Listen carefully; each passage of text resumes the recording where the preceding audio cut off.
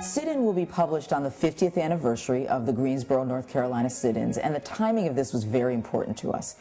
We kind of think of this book as a 50th anniversary celebration, as a thank you to those 4 brave students, to all the students that followed them. So the book Sit-In is set at a very important moment in civil rights history in America. In 1954, there was the landmark case Brown versus Board of Education. Rosa Parks, 1955-1956, started the Montgomery bus boycotts. After the sit-ins in 1961, Freedom Riders rode buses throughout the South to test the segregation laws. And of course, in 1963, Martin Luther King gave his landmark I Have a Dream speech in front of 250,000 people at the March on Washington. So there were many things that led to that moment and quite a few things that followed. Sit-In, How 4 Friends Stood Up by Sitting Down, is a true story. It's the story of 4 African-American college students who, on February 1st, 1960, went into a Woolworth's lunch counter and sat down. All they wanted was lunch. They were hungry. And it was a time of segregation, so they were refused. They were denied service. And they sat. They had a peaceful protest. They were practicing Dr. Martin Luther King's concept of nonviolence, which meant that they were resolving the conflict peacefully. And if you can imagine how hard that must have been, all because they wanted to be treated fairly. We interviewed and spent time with and got commentary from so many people that took part in sit-ins, that marched in 1960. The sit-ins were very well documented. So there's lots of photographic reference that I used to inspire me to get a likeness of the 4 boys and to get the costumes correct and what a lunch counter actually looked like.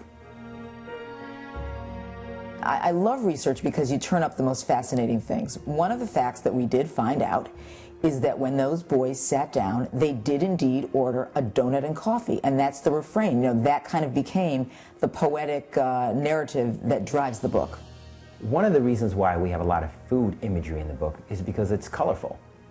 And it also shows how hard it must have been for those boys to sit there while all this food was around them and knowing that they were not being served. The art style is different from my past books because I did it in watercolor. The colors are very bright. I also wanted the art to be very expressive. I was trying to illustrate the winds of change, which we'll see moving behind the characters, and it goes throughout the whole book. We chose to use a gatefold at the end of the book because it's the climax of the story. And a gatefold is a spread that folds open even broader, so you have a huge spread. And in this case, I was able to really show the meandering lunch counter and how it became a roller coaster, and also illustrates the whole timeline of the sit-in movement. I have many heroes in my life: Martin Luther King, Malcolm X, and especially my parents, Jerry Pinkney and Gloria Pinkney, because they shown me a way to live my life that I can make positive changes in the world. My own personal heroes are my mom and dad, who, like those boys in Greensboro, sat and marched and protested peacefully. And it was because of those good intentions, bigger than themselves, that in 2010, I'm able to go to any lunch counter I want and order a donut and coffee. There are a lot of picture books about civil rights, African-American history. What's so intriguing about the Greensboro sit-ins is that they were fueled by students. It was young people who got these sit-ins going and propelled it forward, all because they wanted a bright future. And it reminds young people that no matter how old you are, you can make a change in the world.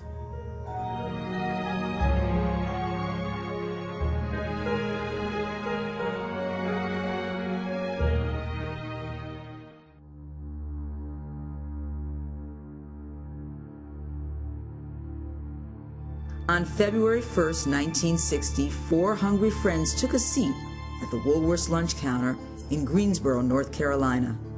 They didn't need menus. Their order was simple: a donut and coffee with cream on the side.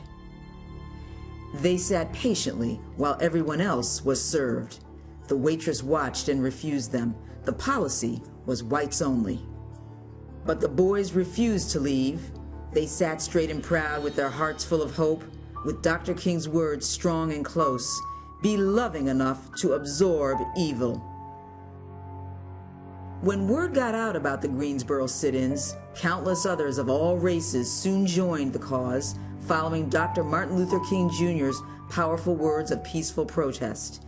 We must meet violence with nonviolence. By sitting down together, they stood up for civil rights and created the perfect recipe for integration, not only at the Woolworths counter, but on buses and in communities throughout the South. And on July 2, 1964, President Lyndon B. Johnson passed a law to ban segregation in public places. The hard work of all those brave students paid off. Their order was simple: a double dose of peace with nonviolence on top, hold the hate, leave off the injustice. And oh, integration sure tasted good.